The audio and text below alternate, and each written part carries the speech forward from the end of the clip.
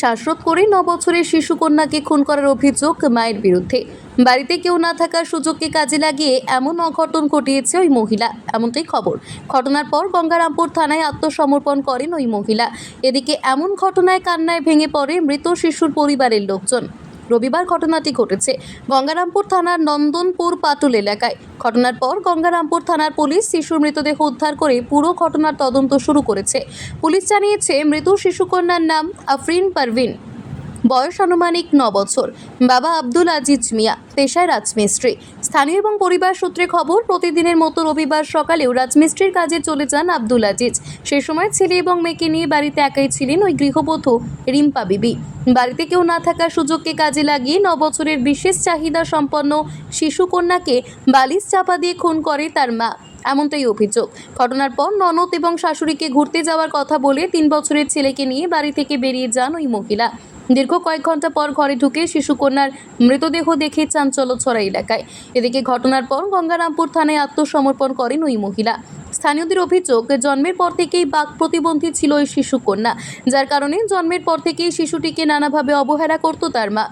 দীর্ঘ কয়েক বছর আগে মেয়েকে রেখে ভিন রাজ্যে পালিয়ে যাওয়ার ঘটনা ঘটিয়েছিল ওই মহিলা, এমনটাই খবর। মেয়ে বিশেষভাবে চাহিদা সম্পন্ন হবার কারণেই মেয়েকে খুন করেছে তার মা, এমন অভিযোগ তুলে সরব হয়েছে মৃত শিশুর পরিবার এবং স্থানীয়রা। এই ঘটনায় অভিযুক্ত মহিলার দৃষ্টান্তমূলক শাস্তির দাবি তুলেছেন গ্রামবাসীরা। এদিকে ঘটনার পর গঙ্গারামপুর থানার পুলিশ অভিযুক্ত মহিলাকে নিজেদের হেফাজতে নেবার পাশাপাশি মৃত শিশুর দেহ উদ্ধার করে পুরো ঘটনার তদন্ত শুরু করেছে। কিচ্ছু হয়নি, আমি সকালবেলা বসে দেখেছি, ও সকালে ঘুম একটু বেশি পড়ে কিন্তু কানে কম শুনে, আবার ঘুমিয়ে গেল। আমাকে বললো পরে উঠবো, আমি চলে গেলাম 5:30টার সময়। কে বললো পরে উঠবে? মেয়েটা ইঙ্গিতে বললো, ইশারায় বললো পরে উঠবে। এবার পরে আমি চলে গেলাম কাজে, আমাকে 50 সাজা দিল ওর মায়ে, আমি চলে গেলাম কাজে। এখন ভগ্নিপতি আমাকে ফোন করে বলছে বাড়ি আয়, আমার মায়েকে আনে দাও, মেয়ে ছাড়া আমি বাঁচতে পারবো না। শুনতে নিয়ে এসে দেখালো আমাকে, কি দেখালো? মরে গেছে। কেন মারলো? কে মারলো? বলতে তো কেমন করে মরলো ওটা তো বলতে পারছি না। হাসি দেখছে আমি মরে গেছে, ওখানে আমার জীবন আছে, আমি বাঁচতে পারবো না আমার মেয়েকে ছাড়া। আপনার স্ত্রী কি মেরেছে আপনার মেয়েকে? এরকম শোনা যাচ্ছে। পারছি না, আমি হাসি দেখছে মরে গেছে, আমি বলতে পারছি না। আমার স্ত্রীর সঙ্গে 5টা 5:30টার সময় আমার সম্পর্ক শেষ, আমি কাজে চলে গেছি। আজকে বেশ জ্বালা ছিল ঠলাহারে, আমার মেয়েকে আনে দাও, আমি বাঁচতে এখন পারবো কি না। শুনতে পাচ্ছেন? এখন সবাই বলছে আমার মেয়ে মরে গেছে, আমাকে দেখালো। কেমন করে মরলো? ওটা বলতে পারছি না, কেমন করে মরেছে বলতে পারছি না। আপনার স্ত্রীর কি কারোর সাথে অবৈধ সম্পর্ক ছিল? না না না, আমি ভালোভাবে পরিষ্কারভাবে শুনেছি না। এর আগে দিল্লি চলে গেছিলো, ভগ্নিপতির মধ্যে বাড়ি চলে গেছিলো 2বার করে, কারোর সঙ্গে সম্পর্কে নাই কারোর সঙ্গে। আপনার মেয়ে যে মারা গেল, আপনি কি বলবেন এই বিষয়টা নিয়ে? ওটা কিছু বলবো না, আমার মেয়েকে আমার চাই, আমি বাঁচতে পারবো না আমার মেয়ে ছাড়া। ওখানে আমার জীবন আছে, ওখানে আমার জীবন আছে। হঠাৎ করে এরকম একটা ঘটনা হলো, দুর্ঘটনা ঘটলো, কি বলবেন? মেয়ে ছাড়া আমি বাঁচতে পারবো না, আমার মেয়েকে আনে দাও। না বাবু, কি জানে না কি ঘটনা ঘটছে না ঘটছে ওরা জানে। আচ্ছা, আজকে কি হয়েছিল ঘটনা? কিছু হয়নি ঘটনা, শুধু আমি ওরা একসঙ্গে খাওয়া দাওয়া করলাম, নাতিনটা খাওয়া দাওয়া খাই দাওয়া শুইলো, শরীর খারাপ একটু শুই ঘুম পাড়ে। আমি নামাজ টামাজ পড়ে আবার গোসল টোসল করে আমরা খাই দিয়ে খাবার আসবো, তার নাতিনকে ডাকবো। তার আগে আমার এখানে খবর চলে গেল, থানায় যে হাজির হয়েছে ওরা। তারপর ঘরে এসে কি দেখলেন? ঘরে আসি তোমার দেখতে না আসি নাই, নড়াছে, দেখেছেন তো নাড়ছে, মোরা জান চলিয়েছে। কিভাবে মারলো? কীভাবে বলে আমরা কী করে বলবো, আমি তো জানি না, দেখিনি তো। আচ্ছা, বালিশ চাপা দিয়েছিল নাকি? বালিশ চাপা দিয়েছে না নলি টুপি মারেছে, আমি কইতেই পারবো না কিছু।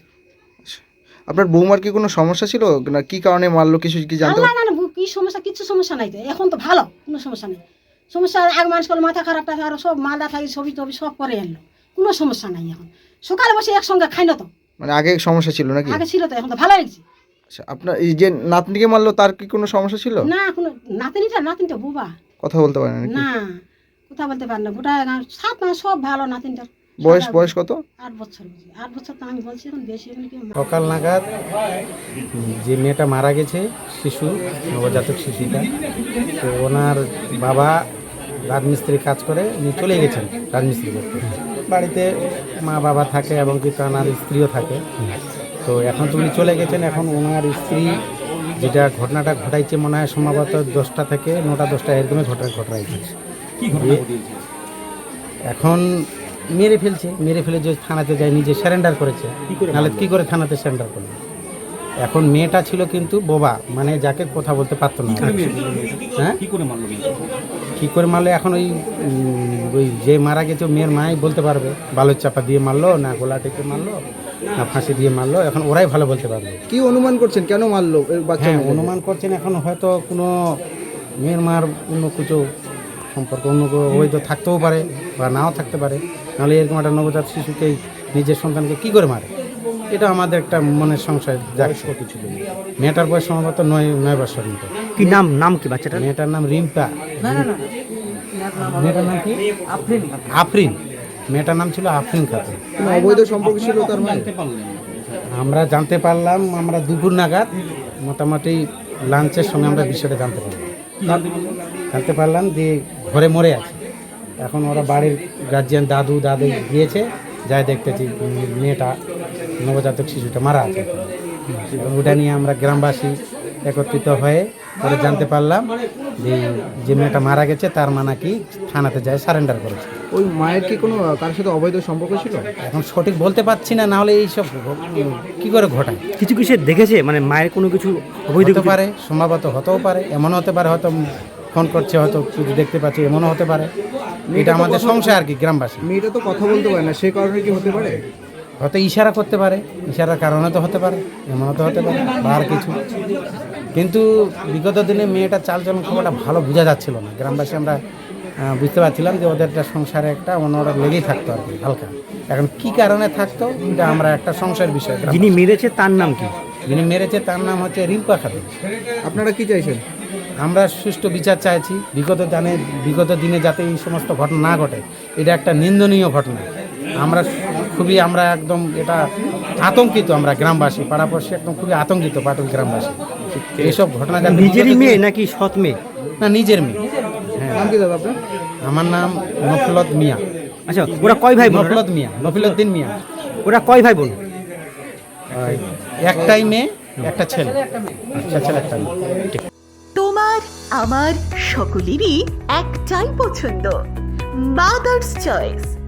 ঘরে সুগন্ধি ভাত, প্রতিদিনের রান্নায় নিখুঁত স্বাদ, চাই উন্নত মানের চাল। তাহলে আর দেরি কেন? আজই যোগাযোগ করুন ধনরাজ অ্যাগ্রো ইন্ডাস্ট্রিজ প্রাইভেট লিমিটেডে। আমরা আনি আপনার টেবিলে খাঁটি ও মানসম্মত চাল মাদার্স চয়েস নামে। একবার ব্যবহার করুন, আর ফিরে তাকাতে হবে না। বিশ্বাসে গড়া গুণগত মানে সেরা মাদার্স চয়েস। মা যেমন চান, চাল তেমনই। যোগাযোগের জন্য এখনই কল করুন 8509752023 এই নম্বরে। মাদার্স চয়েস শুধুই সেরা নয়, সবার প্রথম পছন্দ।